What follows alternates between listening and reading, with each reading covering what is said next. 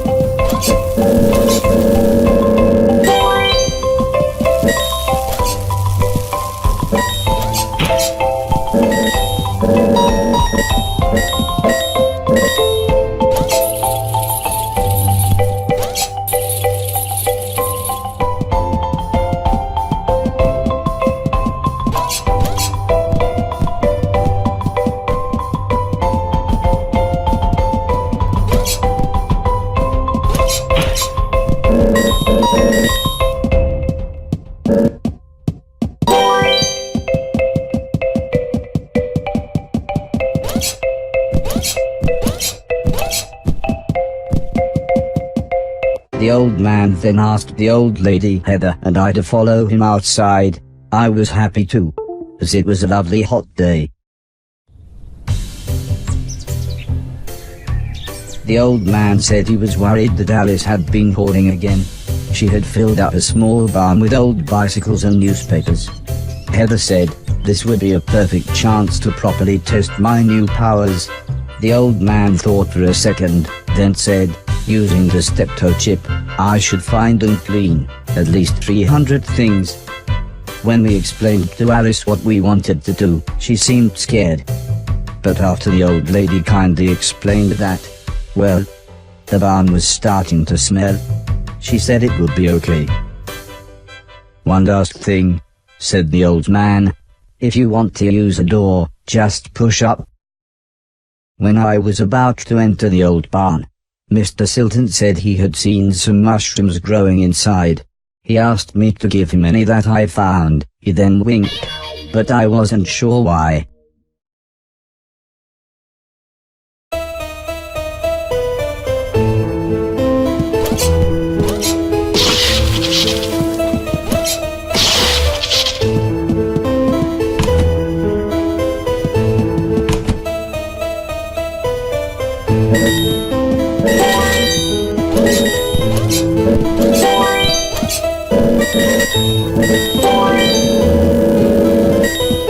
Bye.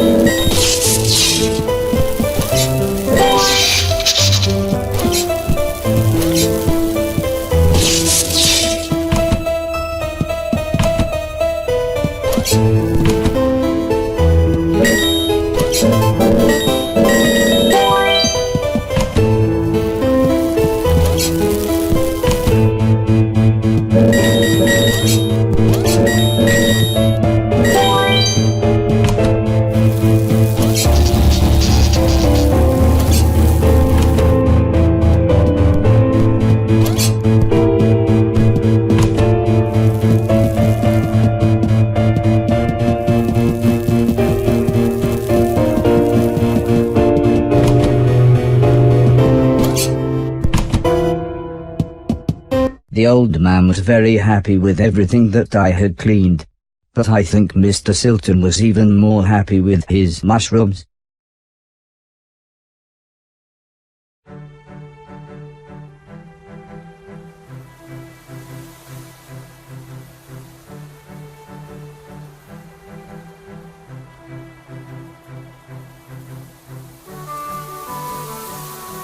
It wasn't the days getting shorter, or the evenings getting colder.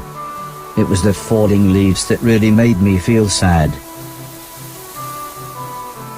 As we watched the trees blowing in the breeze, the old lady said, "The leaves must fall before the blossom comes." She had already explained the seasons to me, so for once, I actually understood. But it didn't make me feel any better. The old lady obviously had enough of my moping, and said, "Right, next week we're going to have a party." For some reason she insisted that we were all going to wear costumes. Heather was very excited and said, "I've got some perfect ideas."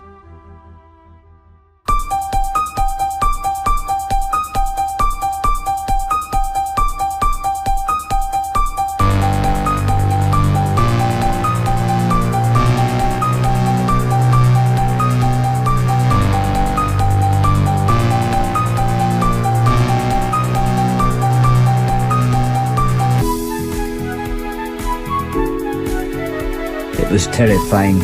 Everyone was dressed like someone else. I think I was meant to be some kind of pumpkin, as everyone kept shouting, "It's the Great Pumpkin." Still, at least Mr. Silton was having fun telling everyone his joke. And I suppose Heather's costume was quite flattering. After what seemed like forever, everybody left, and things got back to normal. Heather was allowed to watch a scary film before she went to bed, but I had to help Alice and Mr. Deck clean up. Coming to get you, Barbara. I wasn't happy about this, but the old man said if I was quick, then I could watch the end of the film with them. You're acting like a child. Alice was vacuuming, and Mr. Deck was taking down the decorations, so I thought I should clean up the plates and glasses.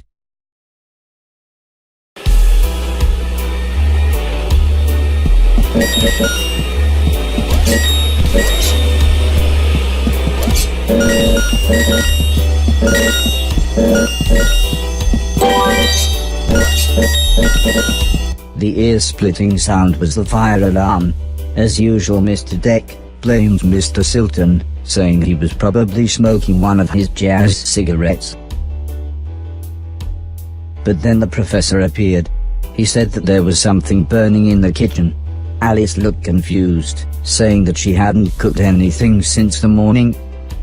We were all surprised when Mr. Deck opened the oven. Inside was a large black cloak, and a slightly burnt pair of men's underwear. Suddenly the old lady burst in. She looked terrified. She kept shouting, "There's someone on the roof." When we went outside, it slowly became obvious that it was Mr. Silton. He was completely naked, and playing his guitar. He shouted down, "When I finish this song, I'm going to fly." The old lady said, "Oh my God, I know this one, there's only about 30 seconds left." The old man then quickly turned to me and said, "You know what to do."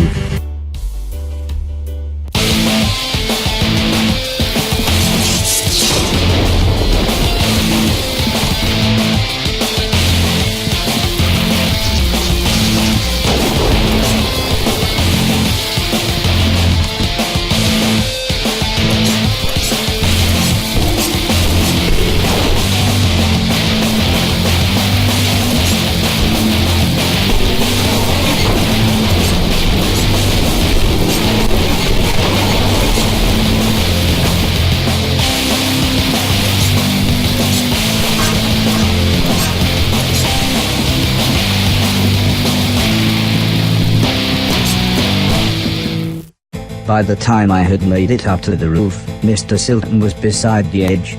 I tried to calm him down, but he was acting even more bizarre than usual.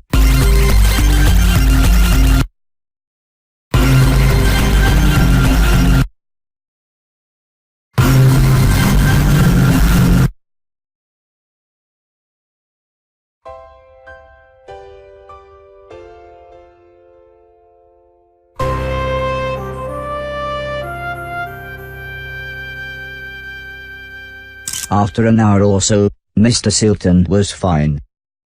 He said he had eaten some bad magic mushrooms. Part of me wondered why he hadn't doubled in size. Still, he was soon laughing and joking with the paramedics. One of them said he looked like the world's worst clown. I don't think Mr. Silton liked that. So he told his own joke. But that just made the other paramedic call him Marshmallow Marceau. I don't think he liked that either.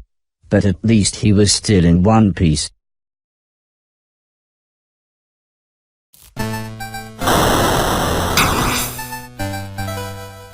A month or so later.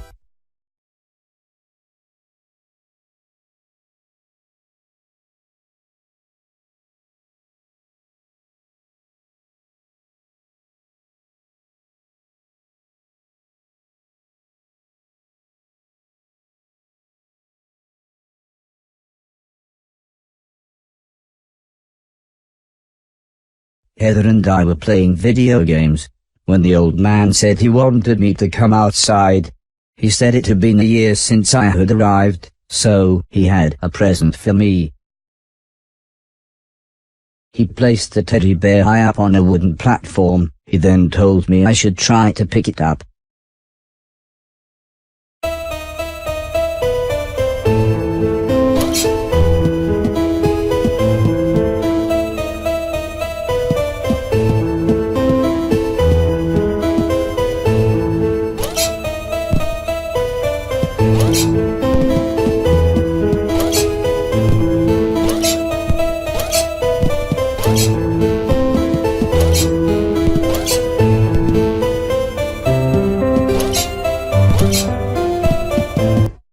Try as I might, I couldn't reach the teddy bear.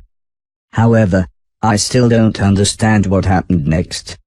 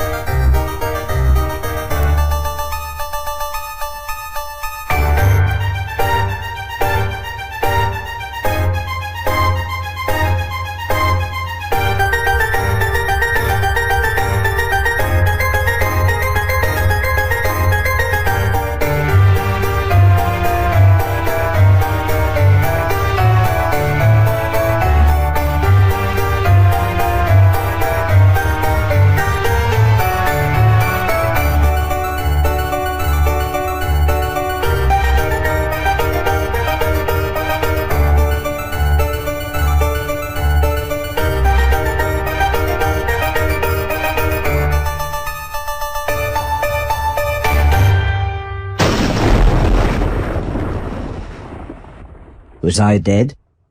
Was this heaven? It sort of looked like the basement bathroom.